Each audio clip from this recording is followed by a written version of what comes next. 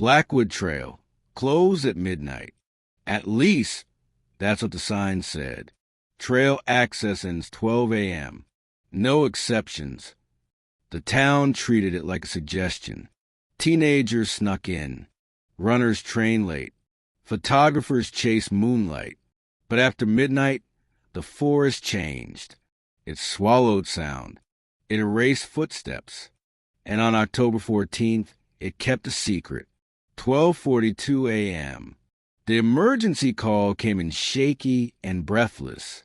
I think he's dead. I think someone's hurt. The dispatcher traced the call to the southern half of Blackwood Trail, near the old iron lookout tower. Ranger units arrived at 12:57 a.m. Ethan Calder was lying face down in the pine needles. One blow to the back of the head. Precise. Controlled. No defensive wounds. His flashlight rested near his hand. Switched off. Not broken. Not dropped. Turned off. His watch read 12:16 a.m. when it stopped. Cracked from impact. Time of death estimated between 12:14 and 12:18 a.m. His phone was in his jacket. Unlocked. A draft message open. You said you wouldn't. It cut off mid-sentence. 3 words. Then nothing. The scene. The ground was soft from light rain earlier that evening. Footprints surrounded the bridge area, overlapping and confused. But one set stood out. Deep impressions. Heel planted hard. Facing Ethan, not walking alongside him. Facing him. Someone had stopped, turned, and waited. No weapon recovered. No blood trail. No sign of struggle, which meant Ethan either trusted the person approaching him or never saw them coming. The parking lot. For cars remained in the lot after midnight. No vehicles exited before the emergency call, meaning the killer was still inside the park, still walking those paths, still breathing the same air as the responders. The 4 cars belonged to Caleb Morris, Lila Moreno, Ranger Daniel Brooks, Ava Lang. No one else entered after 10:30 p.m. Suspect number 1, Caleb Morris, the runner. Caleb arrived at 11:08 p.m. His smartwatch recorded a steady 7:42 pace. Heart rate stable. Cadence even. At 12:13 a.m., his movement stopped. Exactly 5 minutes before Ethan's watch stopped. For 9 minutes, his watch recorded. No steps, no heart elevation, no arm movement. Then at 12:22 a.m., movement resumed, slower.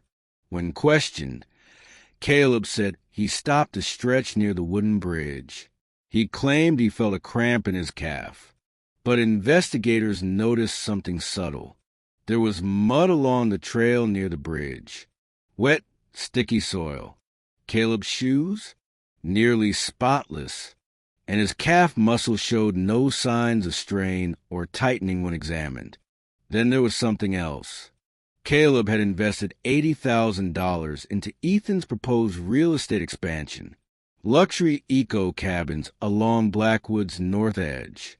That deal was under review. Rumor had it Ethan was backing out. Caleb stood to lose everything. Suspect number 2, Lila Moreno, the photographer. Lila arrived at 10:54 p.m. She set up her tripod near the iron lookout tower. She claimed she was photographing Orion's belt alignment over the bridge. Her camera metadata revealed continuous shots every 30 seconds, until 12:14 a.m., then a 3-minute gap, one file permanently deleted. Timestamp, 12:15 a.m. When asked, she said, "It must have been blurry."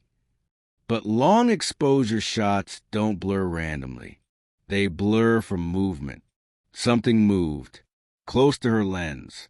Her camera battery dropped from 61% to 12% in under 4 minutes.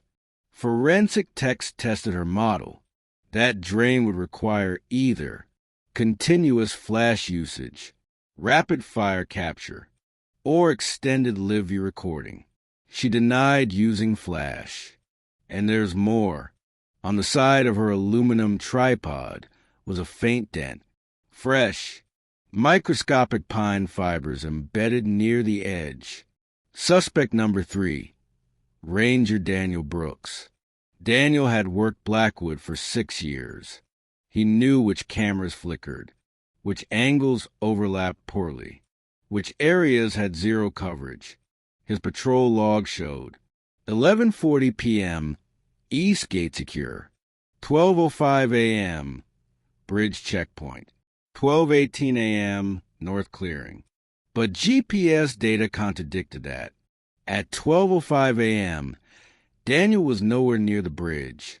He was 300 meters north, stationary, for 7 minutes. Then his radio logged static interference. He claimed signal issues. Then came the town meeting footage. 3 weeks earlier, Ethan standing at a podium, explaining development plans. Ranger Brooks stood up mid-presentation. "You're carving up protected land." Ethan smirked. "It's private property." Witnesses said Brooks clenched his jaw and walked out. Daniel also carried a heavy-duty aluminum flashlight.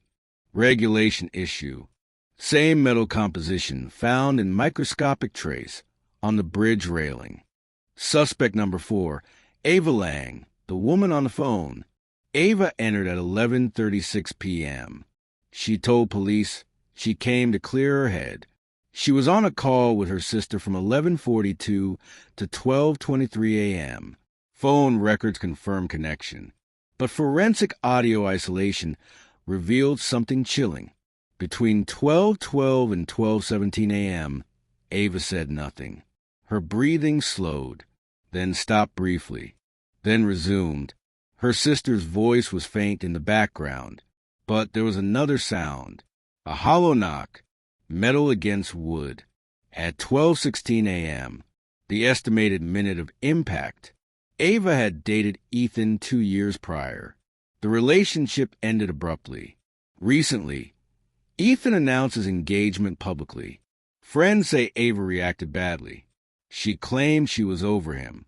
But 2 weeks before the murder, she searched online. How long does blunt force trauma cause instant death? The car. At 12:33 a.m., surveillance footage captured Ethan's car headlights flickering on for 3 seconds. Then off. No doors opened. No one visible. But that model required the physical key fob within proximity to activate interior systems. Ethan's keys were missing from his body, never recovered, which means someone stood near his car after he was dead. Why? To check something? To retrieve something? To stage something? The autopsy detail. There was pine sap under Ethan's fingernails, but no skin, meaning he grasped wood, not a person. He didn't fight back. He braced, as if startled, and the strike came fast. Clean. No hesitation. One more thing. At 12:10 a.m., one of the motion cameras near the bridge glitched. Exactly 30 seconds of blackout. No weather interference. No technical report filed. That camera was last serviced by Ranger Daniel Brooks. So ask yourself, who knew the blind spots? Had motive tied to land and money? Had aluminum equipment matching the trace? Had unexplained silent minutes? Returned Ethan's car after death? Stood facing him before the strike? Was it Caleb, the investor afraid of financial ruin? Lila, whose deleted photo may have captured something she shouldn't have seen? Ranger Brooks, the man who knew exactly where cameras failed? Or Ava, the woman whose breathing changed at the moment of impact? And why turn off the flashlight? Because turning off the light means you don't want to be seen, but you're not afraid of the dark. Who killed Ethan Calder on Blackwood Trail? Look at the minutes. Look at the metal. Look at the silence. Comment your theory and subscribe to our channel.